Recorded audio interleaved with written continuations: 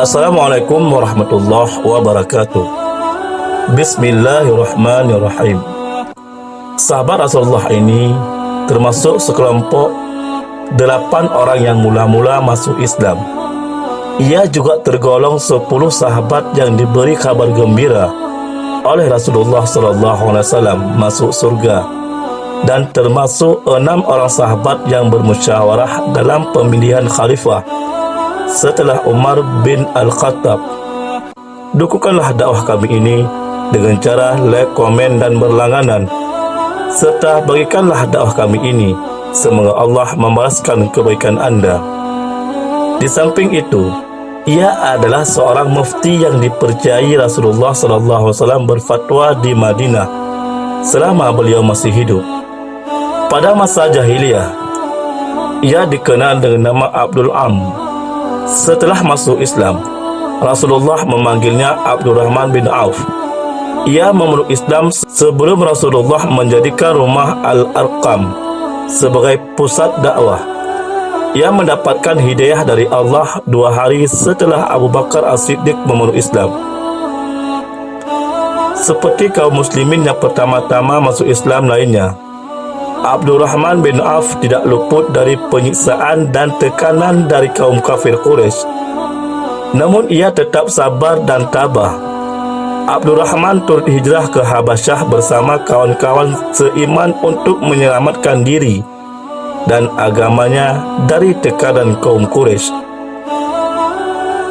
Tatkala Rasulullah SAW dan para sahabat diizinkan Allah hijrah ke Madinah, Abdurrahman menjadi pelopor kaum muslimin. Di kota yang dulu bernama Yathrib, Rasulullah mempersaudarakan orang-orang Muhajirin dan Ansar. Abdurrahman bin Auf dipersaudarakan dengan Sa'ad bin Rabi al-Ansari. Sa'ad termasuk orang kaya di antara penduduk Madinah. Ia berniat membantu saudaranya dengan sepenuh hati. Namun Abdurrahman menolak. Ia hanya berkata, "Tunjukkanlah kepadaku di mana letak pasar di kota ini." Saat kemudian menunjukkan padanya di mana letak pasar tersebut. Maka mulailah Abdurrahman berniaga di sana. Belum lama menjalankan bisnisnya, ia berhasil mengumpulkan uang yang cukup untuk mahar nikah. Kemudian ia pun mendatangi Rasulullah SAW seraya berkata, "Saya ini ingin menikah, ya Rasulullah. Apa mahar yang akan kau berikan pada istrimu?" tanya Rasulullah. "Emas seberat biji kurma," jawabnya. Rasulullah SAW bersabda, "Laksanakanlah walimah, walau hanya dengan menyembelih seekor kambing. Semoga Allah memberkati pernikahanmu dan hartamu." Sejak itulah kehidupan Abdurrahman menjadi makmur. Seandainya ia mendapatkan sebongkah batu, maka di bawahnya terdapat emas dan perak. Begitu besar berkah yang diberikan Allah kepadanya, sampai ia dijuluki sahabat bertangan emas. Pada saat perang Badar meletus, Abdurrahman bin Auf turut berjihad fi sabilillah. Dalam perang itu ia berhasil menewaskan musuh-musuh Allah, di antaranya Umar bin Utsman bin Ka'ab At-Taimi. Begitu juga dengan perang Uhud. Dia tetap bertahan di samping Rasulullah SAW. Ketika tentera muslimin banyak yang meninggalkan medan peperangan, Abdurrahman bin Auf adalah sahabat yang dikenal paling kaya dan dermawan.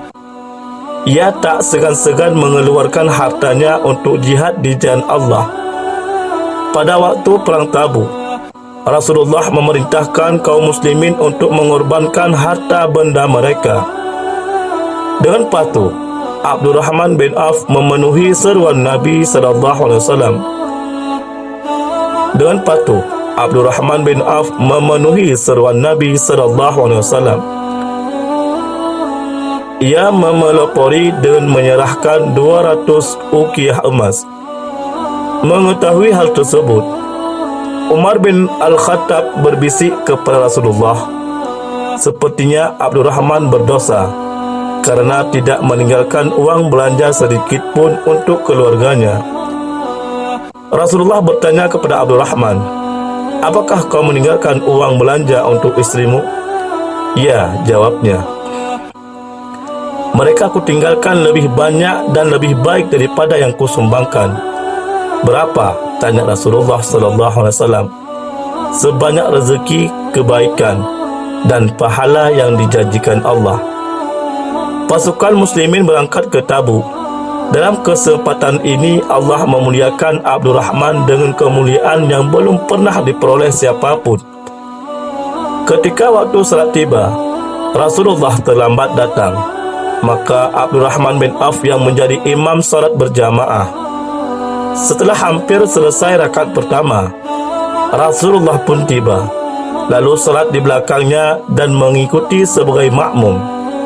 Sungguh tak ada yang lebih mulia dan utama daripada menjadi imam bagi pemimpin umat dan pemimpin para nabi, yaitu Muhammad SAW. Setelah Rasulullah wafat, Abdurrahman bin Auf bertugas menjaga kesejahteraan dan keselamatan para isteri Rasulullah.